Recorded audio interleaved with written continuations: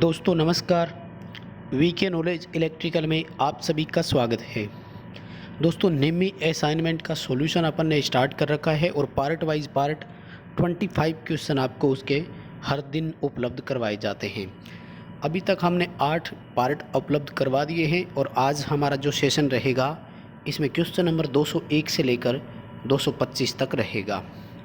सभी क्वेश्चन का आपको विस्तार से उत्तर बताएंगे। सभी क्वेश्चन को आप लास्ट तक ज़रूर देखें। क्वेश्चन एक्सप्लेन करने का तरीका पसंद आ जाए तो आप वीडियो को लाइक कर दें और अपने फ्रेंड्स को भी आप आगे शेयर इसे ज़रूर करें।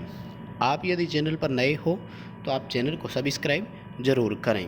दोस्तों जल्दी भी सोल्व करवा देंगे क्योंकि काफ़ी स्टूडेंट हैं जिनके पास टाइम नहीं होता स्टडी करने के लिए भी, और कुछ क्वेश्चन ऐसे हैं जिनको डिटेल से एक्सप्लेन करने की ज़रूरत भी नहीं पड़ेगी। चलिए आज के सवाल से स्टार्ट करते हैं। क्वेश्चन नंबर 201 हमारा क्वेश्चन है कि यदि एक क्लच चलने के दौरान विफल हो जाता है तो 3 फेज इंडक्शन मोटर का क्या होगा। सवाल ये कह रहा है कि रनिंग में मोटर चल रही थी, यानी रनिंग कंडीशन में थी, एक फेज जो है वो उड़ गया किसी भी कारणवश से, तो एक 3 फेज इंडक्शन मोटर का क्या होगा।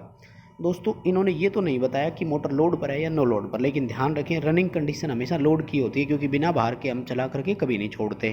तो जब एक मोटर भार पर होती है तो ये ध्यान रखें, इन्होंने ऐसा कोई ऑप्शन भी नहीं दिया, ये ध्यान रखें मोटर लगातार चलती रहेगी लेकिन अन्य फेजों में अधिक धारा लेगी और फाइनली मोटर जल जाती है। यदि कोई रिले वगैरह उसमें है तो प्रोटेक्टिव रिले ऑपरेट भी होती है, ऐसा प्रैक्टिकली हमने देखा भी है। अब यदि मैं सारे ऑप्शन की बात करूं तो आपको भी समझ आ जाएगा। मोटर रन नॉर्मली, देखो नॉर्मल तो मोटर नहीं चलेगी, मोटर तुरंत रुक जाएगी ऐसा भी नहीं होगा। डी ऑप्शन कह रहा है कि मोटर की जो गति है वो अनियमित हो जाएगी, ऐसा भी नहीं होगा। तो ऑप्शन तो हमारे पास एक ही बचा, मोटर धीमे चलेगी और फाइनली जल जाएगी। अगला सवाल भी सेम है लेकिन वो कह रहे हैं कि लोड पर मोटर चल रही थी। इस बार उन्होंने स्पष्ट लिख दिया, what is the effect of 3 phase induction motor if 1 phase is cut off during running with load. Motor भार के साथ चल रही थी।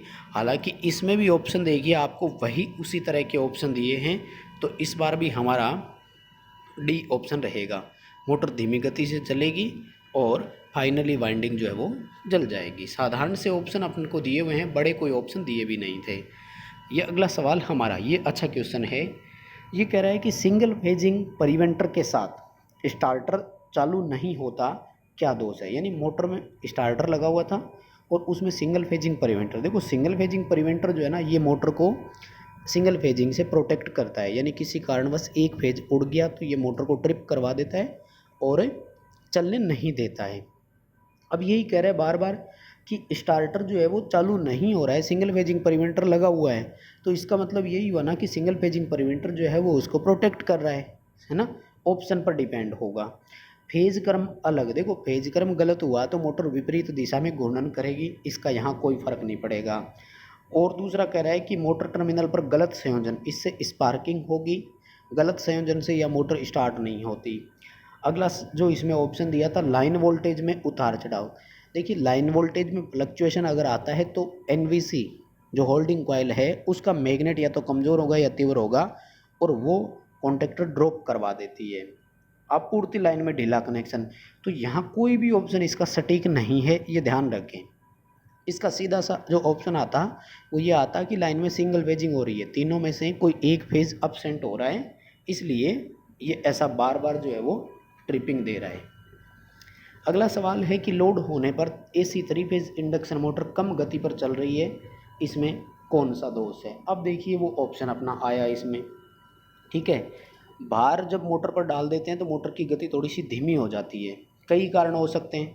मोटर ओवरलोड हो रही होगी, रेटिंग से अधिक भार है, लेकिन ऐसा तो ऑप्शन नहीं है। मोटर के गलत कनेक्शन, स्टार्टर के गलत कनेक्शन, कोई मतलब नहीं है। रोटर वाइंडिंग ओपन होगी तो मोटर स्टार्ट ही नहीं होगी, ऑप्शन बचा डी। स्टेटर की वाइंडिंग में आंशिक शॉर्ट सर्किट है। अगला सवाल है कौन सी दोष की स्थिति में थर्मल ओवरलोड रिले मोटर को प्रोटेक्ट करेगा। देखो ओवरलोड है तो ओवरलोड से ही बचाएगा। अब सीधा ऑप्शन दिया नहीं, तो ओवरलोड के कारण जब धारा निर्धारित मान से अधिक हो जाती है तो रिले ट्रिप देती है, सी उत्तर आएगा, ओवरलोड आएगा। शॉर्ट सर्किट से नहीं बचाएगा क्योंकि शॉर्ट सर्किट में इंस्टेंट करंट बढ़ती है और ऐसे में आपको फ्यूज प्रोटेक्ट देगा, जिसको बैकअप फ्यूज बोलते हैं। अगला सवाल है तीन फेज इंडक्शन मोटर के रोटर की गति यदि सिंक्रोनस गति प्राप्त कर ले तो उसमें क्या होगा। देखो वैसे इंडक्शन मोटर का रोटर हमेशा सिंक्रोनस गति से कम गति पर ही गतिमान होता है। रोटर और स्टेटर दोनों समान गति पर आते हैं तो मैग्नेटिक कोगिंग चुंबकीय लॉकिंग उत्पन्न होती है और मोटर अपनी स्टार्ट होती नहीं है। लेकिन यदि बात करें कि रोटर ये कह रहा है कि अटेन टू सिंक्रोनस, यानी रोटर स्टार्ट हो गया था और उसके बाद सिंक्रोनस स्पीड पर गया। दोस्तों रोटर की गति बढ़ने का मतलब होता है रोटर का चुंबकीय क्षेत्र मजबूत होना। चुंबकीय क्षेत्र मजबूत होने का मतलब है रोटर में अधिक धारा चल रही है। अगर और ज़्यादा हाई करंट चलेगी तो रोटर बार जो है वो डैमेज हो जाएगी, क्षतिग्रस्त हो जाएगी। अगला सवाल, इंडक्शन मोटर के रोटर में ओपन सर्किट है। देखो जब रोटर में खुला परिपथ है तो मोटर किसी भी सूरत में स्टार्ट हो ही नहीं सकती। ए ऑप्शन की ओर हमें जाना है। साथ में मोटर में ओवर हीटिंग भी होगी, ये भी आप ध्यान रखें, बट ए ऑप्शन सही है, मोटर डज नॉट स्टार्ट। क्योंकि अगर रोटर रिंग ओपन है तो सेकेंडरी चालकों में कोई धारा प्रवाहित नहीं होगी। रोटर चालकों में जब धारा ही नहीं चलेगी तो रोटर कैसे चुंबकीय क्षेत्र बनाएगा, कैसे वो उस कारण का विरोध करेगा जिसके कारण उत्पन्न हुआ, तो मोटर स्टार्ट होना संभव नहीं है। अगला सवाल है कि मोटर कुछ समय चलने के बाद लगातार फ्यूज उड़ाती है, यानी थोड़ी देर मोटर चल जाती है और उसके बाद मोटर फ्यूज उड़ा रही है। तो ऐसा अगर होता है तो मोटर में इंसुलेशन जो है रेजिस्टेंस वो वीक है, वाइंडिंग में नमी प्रवेश कर चुकी है। आप इसका टेस्टिंग मेगर से भी कर सकते हैं। 1 मेगा ओम से कम यदि इंसुलेशन प्रतिरोध आता है तो हमें उसको हीट दे करके सुखाने की ज़रूरत है। अगला क्वेश्चन है, 3 फेज इंडक्शन मोटर में क्या होगा यदि स्टार्टिंग के समय सिंगल फेजिंग हो जाती है। अब देखिए ये क्वेश्चन ये कह रहा है कि स्टार्टिंग के समय, ड्यूरिंग स्टार्टिंग का मतलब क्या है, आपने तीनों फ्यूज चेक किए थे वो बिल्कुल सही मिले, तीनों फ्यूज आपने लगाया, जैसे ही स्टार्ट कमांड दी एक फ्यूज उड़ गया। सीधी सी बात है, मोटर वाइंडिंग का इंसुलेशन कमज़ोर है या शॉर्ट सर्किट है, कहीं ना कहीं मोटर ग्राउंड हो चुकी है, क्योंकि जैसे ही स्विच ऑन करते हैं यानी स्टार्ट कमांड देने के बाद फ्यूज उड़ा रही है। लेकिन ये ध्यान रखिए ये काम नैनो सेकंड में हो जाता है, लेकिन एक बार वाइंडिंग ने अपना रोटेटिंग मैग्नेटिक फील्ड जरूर बनाया था। तो क्या होगा, मोटर एक बार गति लेगी लेकिन तुरंत रुक जाएगी। तो हमें बी ऑप्शन की ओर जाना है, मोटर चलेगी और तुरंत रुक जाती है। अगला हमारा सवाल है सिंगल फेज इंडक्शन मोटर। दोस्तों अब single phase induction motor start हो गई है। अब तक 3 फेज इंडक्शन मोटर थी, उससे पहले डीसी मोटर और जनरेटर थे। सिंगल फेज इंडक्शन मोटर का वर्किंग प्रिंसिपल हमसे यहाँ पर पूछा है। साधारण सा क्वेश्चन है दोस्तों, मैंने पहले भी करवाया था। देखो कुछ स्टूडेंट का यहाँ पर डाउट रहता है फैराडे के विद्युत चुम्बकीय प्रेरण नियम और लेंज के नियम पर। दोस्तों मैं इसमें लेंज के नियम की ओर ही जाऊँगा, क्योंकि फैराडे के विद्युत चुम्बकीय प्रेरण नियम का मतलब होता है कि स्टेटर से रोटर तक चुंबकीय क्षेत्र गया, इलेक्ट्रोमैग्नेटिक रूप से वो जुड़े हुए थे, रोटर चालकों में ईएमएफ उत्पन्न हो गया। यहाँ तक फैराडे का विद्युत चुम्बकीय प्रेरण नियम था।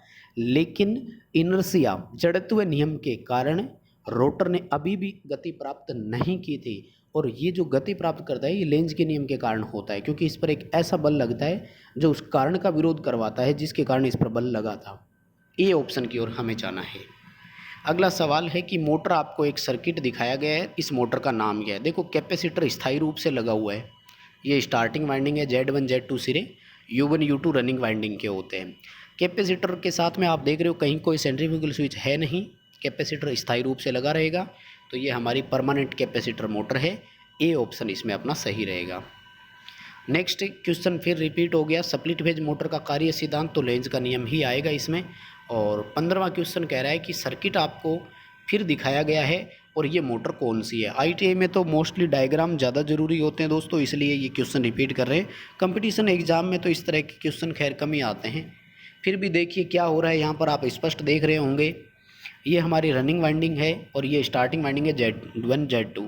स्टार्टिंग वाइंडिंग के सर्किट में देखो 2 कैपेसिटर लगे हुए हैं और एक कैपेसिटर के साथ सेंट्रीफ्यूगल स्विच भी है, यानी 75% स्पीड प्राप्त करते ही ये सेंट्रीफ्यूगल स्विच इस कैपेसिटर को हटा देगा, जबकि ये कैपेसिटर और स्टार्टिंग वाइंडिंग सर्किट में स्थायी रूप से लगे भी रहेंगे।